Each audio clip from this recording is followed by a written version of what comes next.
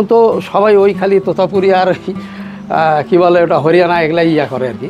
এই যে এলো ব্রয়লার, এটা আমরা নাম রাখছি ব্রয়লার, এটা একটা জাত। আচ্ছা, মাংস আর কি হয় মানে এর খাসি হোক আর ছাগল হোক মানে খুব হুষ্টপুষ্ট হয় এবং ওজন আলা হয়। প্রথমে আমরা শুরু করি গরু দিয়ে আমাদের খামারটা শুরু।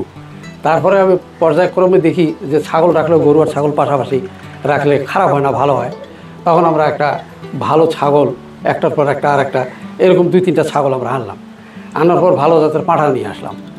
নিয়ে আসার পরে আমাদের ছাগল ধীরে ধীরে বাড়তে থাকলো। আমরা এই ছাগল এবং পাঁঠার সমন্বয়ে আমাদেরকে এখানে থাকতে থাকতে আমাদের অনেক বাড়ে গেল। আশেপাশের লোকজনও তখন জানলো যে আমরা ছাগল নিয়ে বিভাগে পড়ি, ছাগল নিয়ে আমাদেরকে ওই সৈয়দপুর যেতে হয়, নাহলে রংপুরে যেতে হয়। তো ভাই আপনাদের এখানে খামার আছে, আপনাদের পাঁঠা আছে, ভালো ভালো জাতের পাঁঠা আছে, তাহলে আমাদের ছাগলগুলোকে একটু দেখালে আমরা ভালো হতো আমাদের। আর ভাইয়ের কাছ থেকে জানার চেষ্টা করব তারা এখানে কিভাবে ব্রিড করাচ্ছেন বা কিভাবে ছাগলগুলো লালন পালন করাচ্ছেন। এখানে আমরা সুন্দর একবারে বাচ্চা দেখলাম এবং প্রত্যেকটা ঘর আসলে খোপক খোপক করে আসলে মাগুলোকে এক সাইডে রাখছে আর ব্রিডারগুলোকে এক সাইডে রাখছে। এখানে দেখলাম গরুরও সুন্দর সুন্দর ব্রিডার আছে। তো তারা কিভাবে লালন পালন করতেছে, আসলে ছাগলে কেমন রোগ বালাই হয়, এই ব্যবসাতে আসলে কেমন লাভবান হওয়া যায়, যেহেতু তারা 30 বছর ধরে এই প্রজেক্টটা নিয়ে আছে, তারা কিন্তু অন্য সেক্টরে যায়নি, এইটাতেই আছি আমরা। আচ্ছা, তো মূলত আপনার কাছ থেকে এই বিষয়গুলো আমরা জানার চেষ্টা করবো। এইখানে আপনারা কি রাখছেন ভাই? আচ্ছা, আমরা যদি ভিতরে গিয়ে যদি একটু দেখেন এখানে কি রাখছেন। এখানে পাঁঠা আছে, আচ্ছা, বিভিন্ন জাতের আছে, তোতাপুরি আছে, হ্যাঁ, বিটল আছে। আচ্ছা, এটা কি জাতের? এটাও তোতাপুরি একটা জাত। আর ওই সামনের দুটো কি দেখা যায়? ওগুলোও তোতাপুরি। তোতাপুরি বিভিন্ন কালারের হয়, বিভিন্ন গঠনের হয়। হ্যাঁ হ্যাঁ, এই হচ্ছে ব্যাপার। তা আমাদের এখানে এই ছাগলগুলো থাকার কারণে আমাদের এলাকায় অত বদরগঞ্জের যত গ্রামগঞ্জ আছে, যত ইউনিয়ন আর গ্রাম আছে, সবাই লাভবান হয়েছে। কারণ আগে ছিল দেশি ছাগল পালতো, ছোট ছোট জাতের ছাগল, যার কোনো ভবিষ্যৎ ছিল না, রেজাল্ট ছিল না। এখন আমাদের এখানে উন্নত জাতের এই পাঁঠা রাখার কারণে এলাকার লোকের অনেক মানে উপকার হয়েছে। আচ্ছা, চলো না, ভালো ভালো জাতের তারা ছাগল পাচ্ছে, তারা পয়সা পাচ্ছে। আচ্ছা, আমরা একটু হাঁটবো এবং হচ্ছে আপনার খামারটা আমরা ঘুরে ঘুরে দেখবো। এখানেই তো দুটা বাধা আছে। আচ্ছা, এই দুটা কি জাত? এই দুটো আমাদের ওই তোতাপুরি জাতেরই একটা ইয়া। মানে তোতাপুরি বললাম তো বিভিন্ন জাতের হয়ে থাকে, মানে বিভিন্ন গঠনের হয়ে থাকে। এই আচ্ছা, চলো না আরো একটু আমরা সামনে যাই। আচ্ছা, আমরা একটু হচ্ছে ঘুরে ঘুরে খামারটা দেখানোর চেষ্টা করতেছি। খামারটা কিন্তু আচ্ছা অল্প খরচে শেডগুলো করছেন। হ্যাঁ, এই তো স্বাভাবিক। আচ্ছা, এইভাবে আলাদা আলাদা করে খুব করে রাখার কারণ কি? রাখার কারণ হলো কি, ছোট এবং বড় সবগুলা বড়, যদি বড় ছোট একসঙ্গে মিশাল করে রাখি তাহলে হবে কি, ওরাই মানে একজন আরেকজনকে আঘাত করবে, শিং ভাঙবে, নষ্ট হবে। যার কারণে বয়স অনুযায়ী মিল করে রাখতে হয়। আচ্ছা, চলেন আরো একটু সামনে যাই। আপনাদের সামনে একটা ঘরে দেখলাম অনেক বড় বড় ব্রিডার ভাই, মানে চিন্তাই করা যায় না এত বড় বড় ব্রিডার। এগুলো আসলে কোন জাতের? এই যে আমরা যে ঘরে ঢুকতেছি, আরে সর্বনাশ, সেটা তো সেই ব্রিডার। এটা আসলে কোন জাতের? এটাও তোতাপুরি। হ্যাঁ, এটা হাই তোতাপুরি, একদম মানে বলা চলে 70% আর কি তোতাপুরি এটা। আর এগুলো উন্নত জাত নিয়ে আসলে অনেকজন তো আসলে অনেক কথা বলে। এগুলোর কি 100% বাংলাদেশে এখন না, 100% পাওয়া যায় না। কারণ 100% আমাদের এখানে আবহাওয়া সুইট করে না, যার কারণে অসুখ বিসুখ বেশি জড়ায় যায়, চেহারা খারাপ হয়ে যায়, ভবিষ্যতে রেজাল্ট খারাপ হয়ে যায়, মারা যায়। আপনি যেহেতু অসুখ বিসুখের কথা বললেন, হ্যাঁ, আচ্ছা, এ যাবৎকালে আপনারা কি ধরনের সমস্যার সম্মুখীন হয়েছিলেন? আমরা কোনো বড় রকমের সমস্যার সম্মুখীন এই কারণেই হয়নি যে আমরা সবসময় পরিষ্কার পরিচ্ছন্ন রাখি এবং তাদের খাবারের মানগুলোকে নিয়ে সবসময় আমরা সজাগ থাকি, যেন কোনো বাসি খাবার, পচা খাবার বা আজে বাজে খাবার আমরা কখনো তাদেরকে খাওয়াই না। আমরা যেটা খাওয়াই সেটা ভুসি, বুটের খোসা, অ্যাঙ্কারের খোসা, এই সমস্ত মিশায় ভালো করে পানি দিয়ে সুন্দর করে মাখায় আমরা ওদের খাবারের ভাণ্ডার মধ্যে আমরা দিই এবং ফলো করি যে খাচ্ছে কি না। যদি না খায় তাহলে কোনো জ্বর হয়েছে নাকি, সে কোনো অসুখ আক্রান্ত হয়েছে নাকি। তা আমাদের এখানে সহজে অসুখ বিসুখ হয় না, তার কারণ আমরা সবসময়ই পরিষ্কার থাকি। পরিষ্কার পরিচ্ছন্ন রাখাই 1 নম্বর গুণ। তাদের পরিচর্যা করা, ভালো খাবার দেওয়া, তাহলে আর হয় না। আর আমরা বছরে 2বার করে আপনার পশু হাসপাতাল থেকে আমাদের লোক আসে, আমরা খবর দিই, ওরা আসে আপনার ওই যে ইঞ্জেকশনগুলো করা যায়। আচ্ছা, পিপিআর ইঞ্জেকশন, যাতে কোনো ভাইরাসে অ্যাটাক না হয়, আমাদেরকে তারাও জানে আর আমাদের সঙ্গে যোগাযোগ আছে, তারা চলে আসে।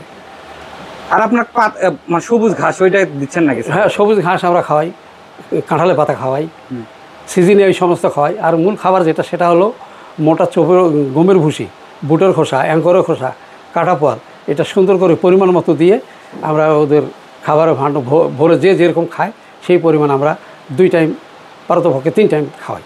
মূলত 2 টাইমই খাওয়াই আর কি।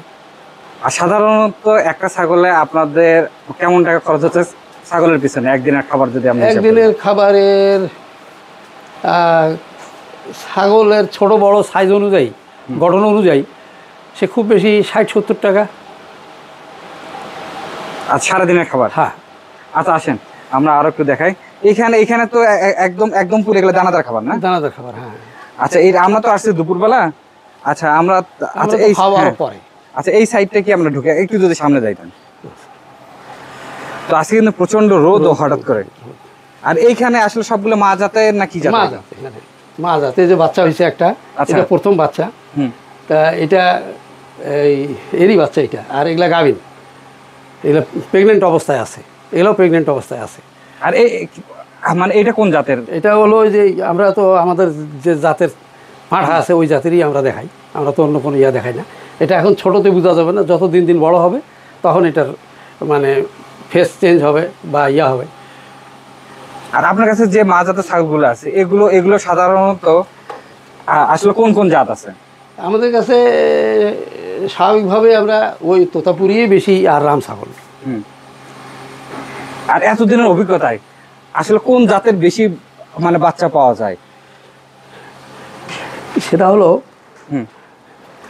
মানে এখন তো সবাই ওই খালি তোতাপুরি আর কি বলে ওটা হরিয়ানা এগুলাই ইয়া করে আর কি।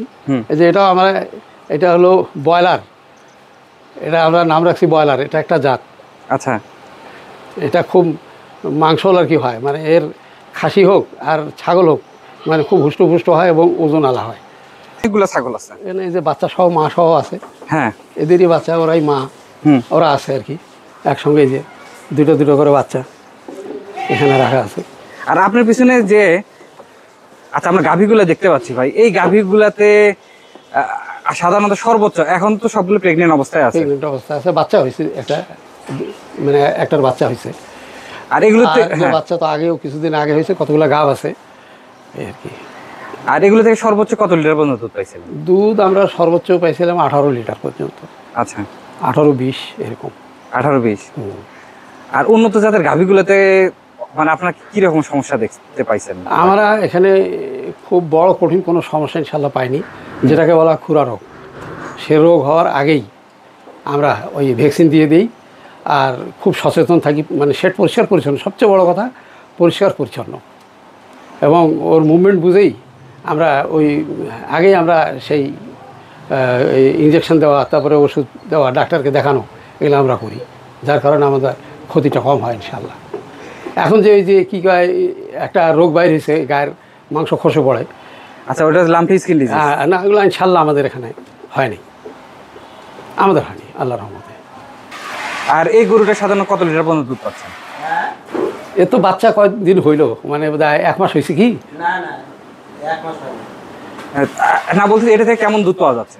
এটা দুধ তো 14-15 কেজি বর্তমান। আচ্ছা, এটার হচ্ছে যে গরুটা দুধ দহন করতেছে, আচ্ছা এটা থেকে 14-15 লিটার পর্যন্ত সর্বোচ্চ পাওয়া যায় আর দুধ। আর হচ্ছে পাশাপাশি দেখেন এই খামারে আর সবগুলো ফ্রিজিয়ান এবং খুব সুন্দর সুন্দর আসলে গরু আছে। তো এখানে ছাগলের পাশাপাশি তারা এখানে ডেইরি প্রজেক্টও আছে, এবং পাশাপাশি এখানে কিন্তু আসলে গরুতে প্রজননও করায়। হ্যাঁ, গরুদের প্রজনন, ওই যে আড়িয়া গরুর সামনে আছে।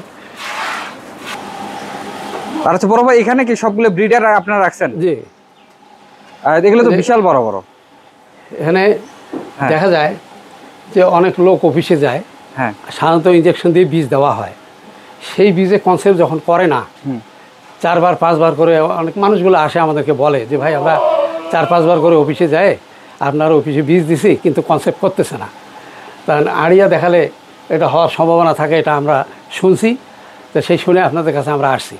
তা আমাদের গরুটাকে আপনারা একটু কনসেপ্ট যাতে হয় সেইভাবে একটু আপনারা দেখান। তারপরে দেখা গেছে যে গরু ইঞ্জেকশনে কনসেপ্ট হয় নাই, কিন্তু আড়িয়া দেখানোর পর ইনশাআল্লাহ সেই গরু কনসেপ্ট হয়ে গেছে। যার কারণে আমরা ফ্রিজিয়ান জাতের আড়িয়াগুলো, ভালো জাতের, উন্নত জাতের আমরা রাখছি। আর একটা কথা বলতেন, অল্প পুঁজিতে ছাগলের খামার শুরু করলে কেমন লাভবান হওয়া যাইতে পারে? যে কোনো ব্যবসায়ী হোক, শুরুতেই অল্প কিছু দিয়ে শুরু করাটাই ভালো। তাহলে সে ওই জিনিসটার সম্বন্ধে মর্ম উপলব্ধি করতে পারবে এবং অভিজ্ঞতা ধীরে ধীরে বাড়বে। অভিজ্ঞতার আলোকে সে তখন অ্যাডভান্স করবে। আর শুরুতেই যদি বেশি কিছু করতে চায় তখন সে হয়তো এটা সামলাইতে পারবে না। আমাদেরই নিজেরই অভিজ্ঞতায় 2টা গরু প্রথমে, 1টা ছাগল প্রথমে, সেই গরু থেকে আমরা প্রায় 40টার মতো গরু করছিলাম, আর 150-র মতো আমাদের ছাগল ছিল। কিন্তু সংস্কার কাজ চলতেছে বিধায় আমরা একটু কমাই দিছি, ইনশাল্লাহ আগামীতে বাড়বে। আসলে সব মিলিয়ে আসলে মাস শেষে তো আয়ের হিসাব হয়, আসলে কেমন কি মনে হচ্ছে আপনাদের কাছে? না, ইনশাল্লাহ আমরা শুরু থেকে আজ পর্যন্ত যে টিকে আছি, আমাদের যদি লাভবান না হতে পারতাম তাহলে আর এই 35-37 বছর ধরে আমরা এই খামারটা ধরে রাখতে পারতাম না। আর যারা আসলে শুরু করতে চায় বা একবারে নতুন উদ্যোক্তা, তাদের উদ্দেশ্যে আপনার অভিজ্ঞতা অনুযায়ী যদি কিছু আমাদের মাঝে শেয়ার করতেন। আমার কথা হচ্ছে যে প্রথমেই যে শুরু করতে চাবে সে হয়তো 2টা বা 3টা ছাগল নিয়ে প্রথমে আগে সে দেখবে, লালন পালন করবে, তখন অভিজ্ঞতা হবে, অভিজ্ঞতার আলোকে সে নিজেই তখন বুঝতে পারবে যে কীভাবে কী করতে হবে। এই হচ্ছে কথা। শুরুতেই যেন বেশি করে না করে, তাহলে সে কন্ট্রোল করতে পারবে না, কখন কোন ওষুধটা দিতে হবে, কীভাবে খাওয়ালে সে ঠিক থাকবে, এই হচ্ছে ব্যাপার। যাদের এখানে আসবে কিভাবে সহজ ঠিকানাটা যদি শেয়ার করে দিন। সহজ ঠিকানা এখানে যদি বলা যায়, আমার ভাইয়ের নামটা একেবারে সেই 35 বছর আগে থেকেই এমন কেউ নাই যে চিনে না। নজরুল খামার বললেই সবাই চিনবে। আর বদরগঞ্জ স্টেশনের কাছেই, রেলগেটের কাছেই সংলগ্ন, বালুয়াভাটা মদিনা কমিউনিটি সেন্টারের সংলগ্ন, এই সামনে একটা, এই যে এটাই কমিউনিটি সেন্টার, এইখানেই। আর আসলে আপনি অনেক সিনিয়র মানুষ, এত গরমের মাঝে আপনি আমাদের মাঝে সময় দিলেন, আপনাকে অসংখ্য অসংখ্য ধন্যবাদ।